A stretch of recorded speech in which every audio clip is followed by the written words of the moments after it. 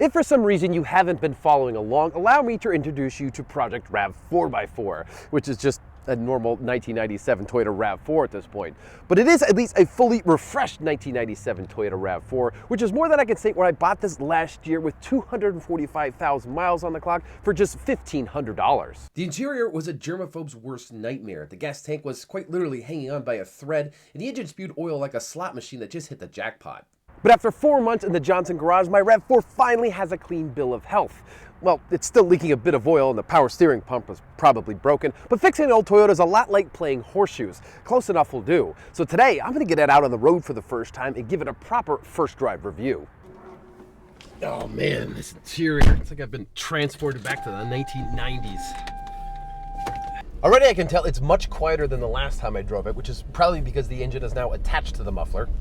I'm not even out on the road yet, and the thing that immediately stands out to me is visibility. It just feels like you're driving around in a bubble in here. It's no wonder that nobody bothered to invent blind spot monitoring in 1997. I mean, you just didn't need it. Look at all this glass you have. All right, we're getting it out on the road here, so let's give it the beans and see what she's got. Now, obviously this is not a fast car. It had 120 horsepower when it was new, and I'm sure some of those ponies have escaped the stable over the last 250,000 miles, but it really does feel peppy. Once this engine gets above 4,000 RPM, it kind of wakes up. It's almost like it has VTEC, even though this doesn't have any kind of variable valve timing. It also helps that this comes from an era when cars were legitimately light. This only weighs about 2,800 pounds, which is 800 pounds lighter than a brand new RAV4.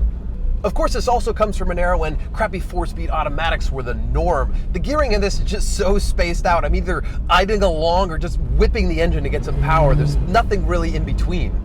The occasional jerkiness from my failing power steering pump notwithstanding, I would say the RAV4's handling is surprisingly adequate.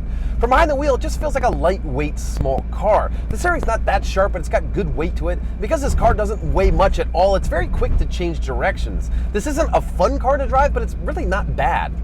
I would say the biggest detraction from the driving experience is noise. I suspect one of the ways Toyota saved weight with this car was to skip on sound deadening, and you can kind of tell it booms over bumps. You can hear the engine, you can hear the road noise. It just kind of all echoes through the cabin. But that being said, this is a 22-year-old car that I paid $1,500 for, so I really don't mind the noise. But if I were to purchase this new in 1997, I probably would have. The first generation RAV4 was Toyota's first crack at a small SUV, so it's not a huge surprise that they didn't nail the ergonomics. But they did get some things right through the sheer use of simplicity. The climate controls, for instance, are just these 4 easy-to-use sliders, and they're located high on the dash, so you don't have to take your eyes off the road to use them. If you got the optional power windows, Toyota put the switches on this little shelf that perfectly delivers the controls right to your hand. And even the power mirror switch is clearly marked and located in an easily accessible spot just to the left of the steering wheel. But Toyota whiffed on pretty much everything else. Storage, for example, there isn't any. And I know people in the 90s weren't toting around e-readers and tablets, but I don't even have any place to put my period correct Sony Z phone when I'm not talking on it. Where am I supposed to put this thing? Cup holder technology also wasn't up to modern standards back in 1997.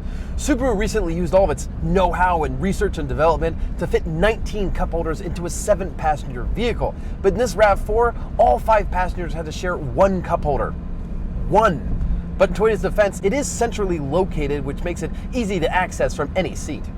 So there it is, the first drive review of my 1997 Toyota RAV4, a surprisingly decent small SUV to drive with absolutely no storage space to speak of. But now that I've got my initial driving impressions out of the way, I can finally turn my focus to modification.